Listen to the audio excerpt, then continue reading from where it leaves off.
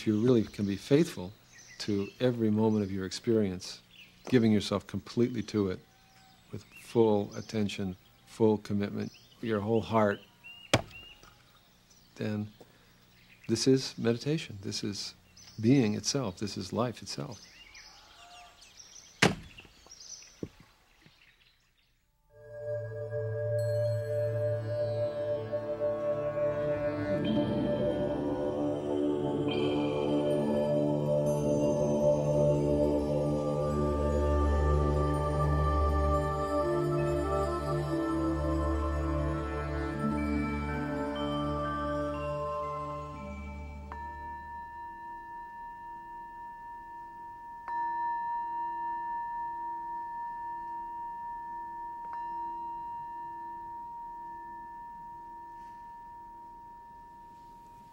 When you sit, you notice that every moment is different. Every moment is new. You don't hold on to the last moment. And when you do, you suffer. And you can feel it. You can feel it in your sitting. There's only the truth that's so now. With practice, as a teacher, interfaith leader, and poet, Norman Fisher is known for his intellectual power and relevance. Because as long as we're alive, he is the founder and spiritual director of the Everyday Zen Foundation, dedicated to expressing Zen Buddhist teachings in contemporary form. And that you completely commit yourself to now. For 5 years, Norman was co-abbot of the San Francisco Zen Center, holding the seat established by the great Suzuki Roshi, one of the first Zen masters to teach in the West. Zen is the school of Buddhism that really focuses all of its attention on meditation practice, but with a very special twist. And that special twist is that Zen understands meditation as not being merely a technique of calming and focusing the mind, but it understands meditation as being itself. Life itself is meditation. Life itself is awakening. And the effort to really understand that and live it is the goal and the process of Zen practice. What attracts me about Zen practice is there is a sort of intelligence to it. It's an understanding of what living is. It is a study of living, and the byproducts may be being a good person, but it's a byproduct and it's not the practice. When I was young, I wanted to get into the biggest, best thing ever. I wanted to get into the movies. So I headed off to LA when I got out of high school, slowly got into the movies, and it's not quite like that. In Hollywood during the 1980s, Michelle Mayrink met with exceptional success on films like Real Genius, Valley Girl, and Francis Ford Coppola's The Outsiders, starring with hot young actors like Matt Dillon and Diane Lane. It's like there's a little carrot being dangled out there, and if you could get that carrot, it would be the ultimate satisfaction. But you never got the carrot, and I wanted something more that I could give myself completely to. I was looking for a deeper sense of reality. When I left LA, it was a big decision.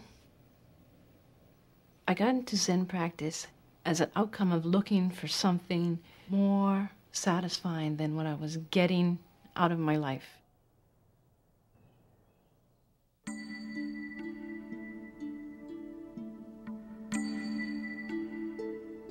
The central practice of Zen Buddhism is called Zazen.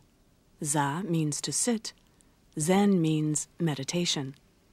Meditation, which is described as one-pointed concentration or absorption, an experience of union with the world, just as it is. Among practitioners, Zazen is affectionately called just sitting.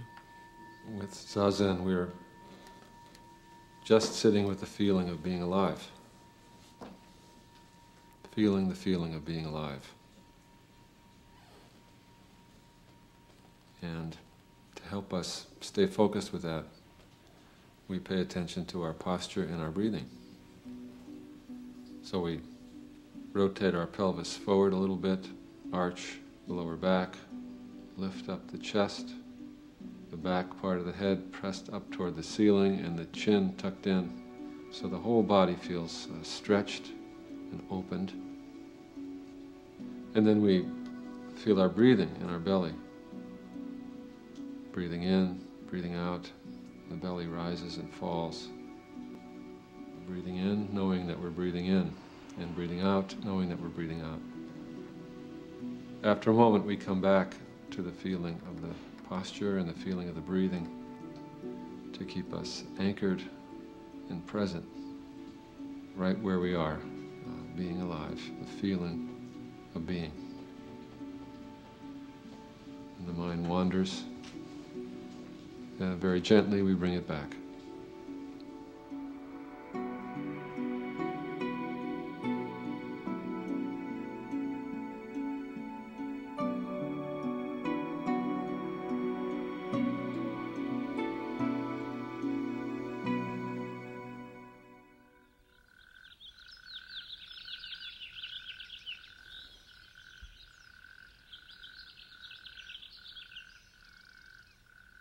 In the morning, John and I get up, we put on our robes.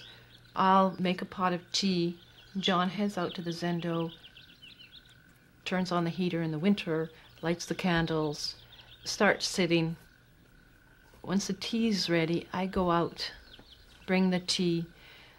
Sometimes we reverse this, but usually I bring the tea.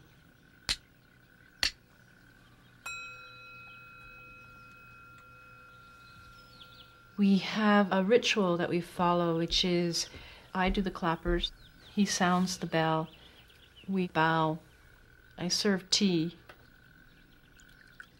After we've done this tea routine, we sit. He starts off the sits with a series of bows. And then we chant for 20 minutes, and then we'll meditate.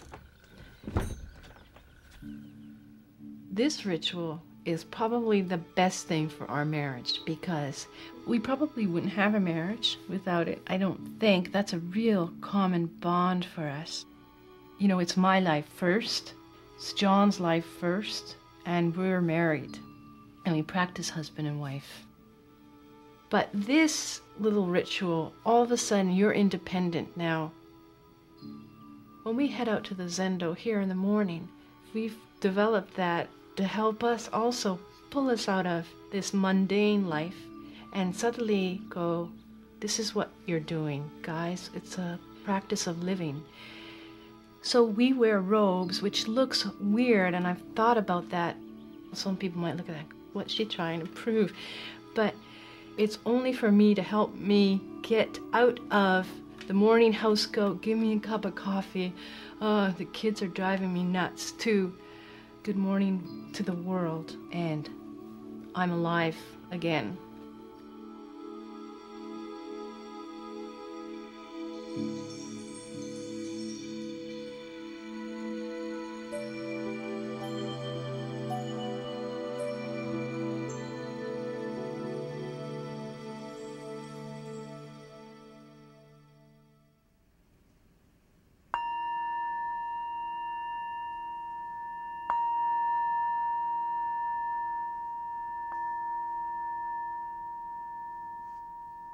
The point of ritual and formal practice in Zen is, first of all, it creates a very strong atmosphere in the meditation hall. The practice of bowing is a kind of a practice of softening yourself to really accept your real nature as a human being, the nature of being an awakened, wise person that you are, but you don't know it yet. You're struggling to get to know that. You know, our lives are very surface-oriented, and in many ways, what concerns us is kind of trivial. And so we need some help, you know, getting to that which is inside us that is deeper calmer and wider than that. Often we can't find that stuff on our own, but with the help of these ritual containers, we get to that. In Zen, we make a practice of this questioning. I think a lot of Western people are allergic to religion and allergic to religious forms. It somehow reminds them of something in their youth that they didn't like. So people don't like discipline and regimentation. The meditation hall in Zen is very strong, very quiet, very focused, very concentrated. And also, little by little, it dawns on you, very beautiful. The rituals themselves are quite transformative. Somehow they really touch you deeply.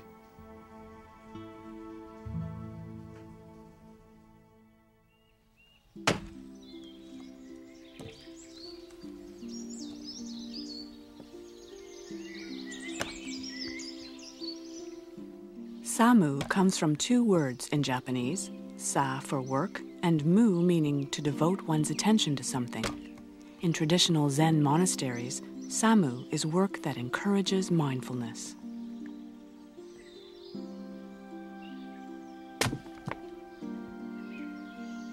Typical Zen work is that kind of work, and it's really good because you focus your mind. It's simple, repetitive work, and you just stay with what you're doing. And it's a kind of a way of meditating in motion.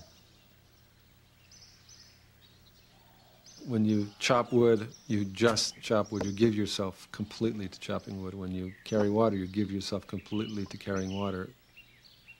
And there's a kind of a beautiful appreciation and clarity and gratitude that comes out of whatever it is that you're doing. That's the point. Whatever it is that you're doing.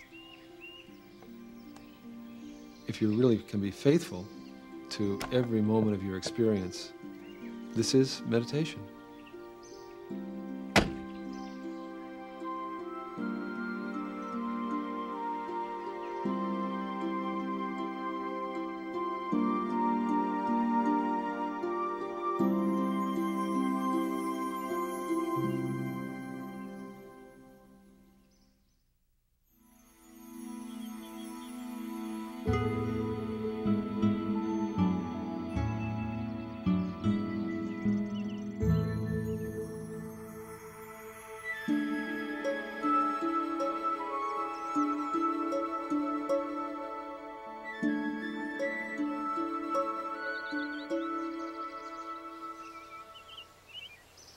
Zen practice, if you're going to do Soto or you're going to do Rinzai, if you find an excellent Rinzai teacher or if you find an excellent Soto teacher, you're not going to be doing anything differently.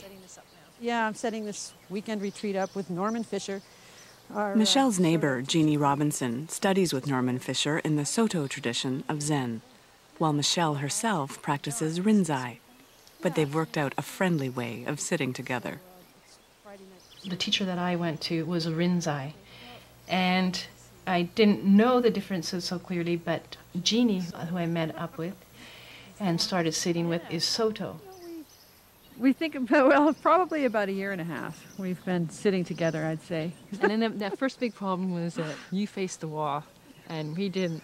Yeah, yeah, that's pretty dramatic difference. But ultimately, they're just forms. Yeah. They're just forms. How we worked it out was I showed her our forms in the Soto Zen practice. She showed me, she and John both, their forms, and it wasn't a problem. The space spoke to us. Rinzai Zen has much less ritual than Soto, and the students sit facing each other in the meditation hall.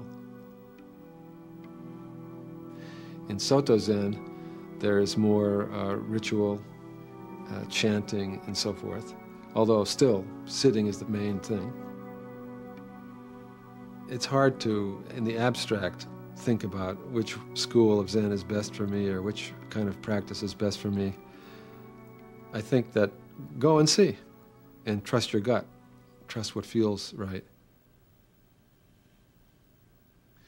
Well, of course, being a Soto Zen priest myself, I say Soto Zen is much better. Don't you think that we should all feel that what we're doing is the best? you realize that what you're doing is the best, and also each person, what they're doing is the best. You see what I mean? I don't have to compare. In order for me to be committed to my life, I don't have to make my life better than yours.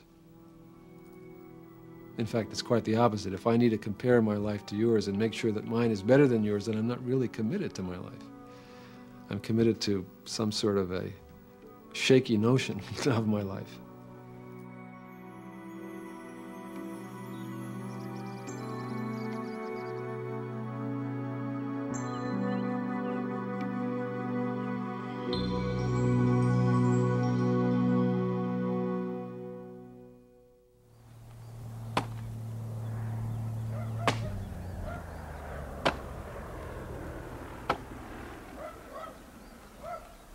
Once a week, usually on a Saturday, we head outdoors and we start our work day usually as a group, and everyone has their individual jobs that they do.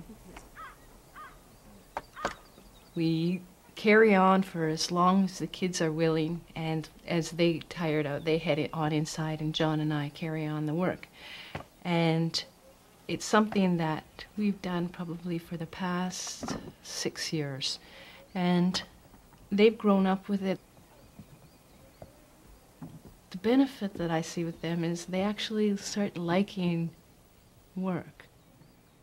It's not a bad thing anymore. It's an enjoyable part of our life. As much as we're able to, we try to take out the need to get the job done to the practice of doing it. And the kids love that. The kids love to do things with their parents very naturally. But it's not fun to do it with the parents when the parents are going, let's just get it done, kids, you know.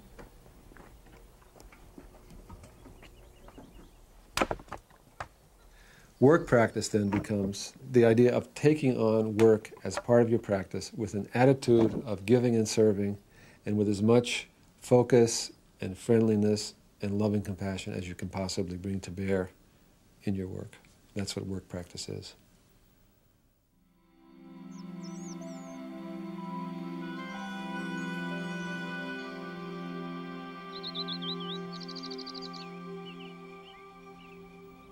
Why is this day different from yesterday?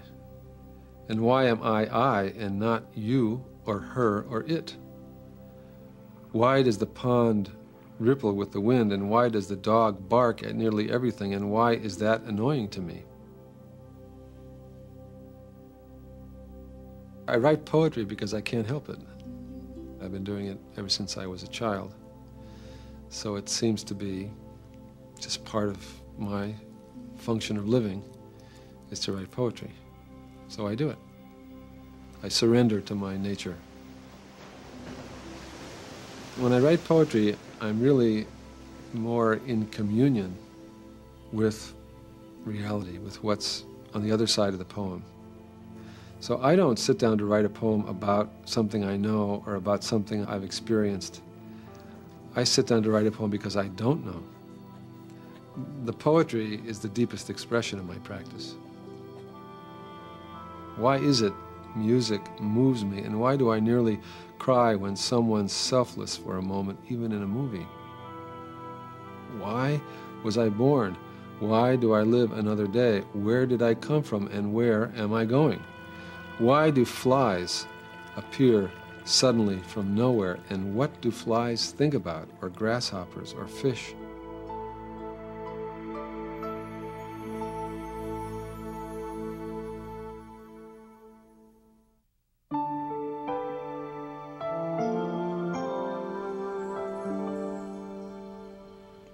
Buddha talked about suffering. The obvious suffering, not getting what you want, the suffering of getting what you don't want and not being able to get rid of it, things like that are the obvious kinds of suffering. But really the root of suffering is off balance, impermanence.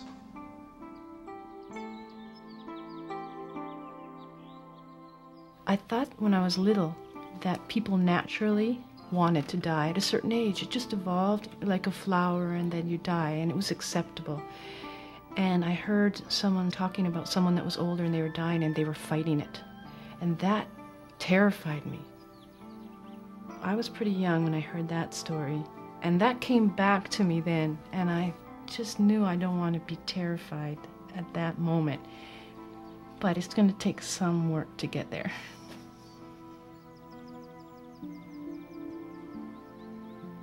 Religious practice helps us to incorporate death as part of our lives, to understand it in whatever human way we can understand it, and to be able to release ourselves to it when the time comes. So it's a very important part of practice. But there is no such thing as death.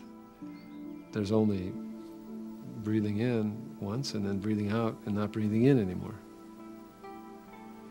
There's only time, you know. Death is happening every moment, right? Every moment we die to the past moment.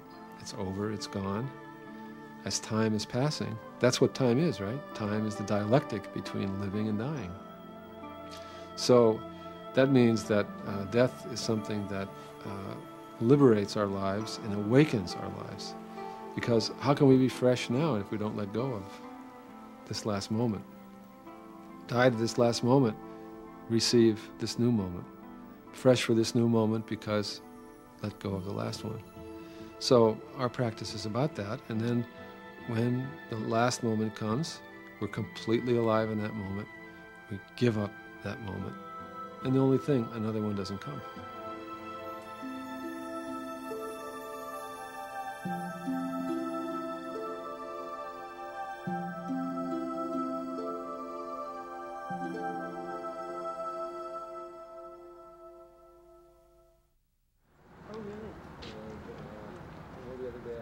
Only human beings can question their being, can question what being is, what it means to be alive. Religious practice is a device. All religious practice, not just Zen, is a device for opening up that question. Zen, for me personally, gives me a reason to live, and that's pretty important. I think enlightenment is releasing ourselves to our lives and finally saying to ourselves, yes, I guess this is my life. I guess this really is my life, and what a miracle it is. What a problem, what a perplexity, what a miracle.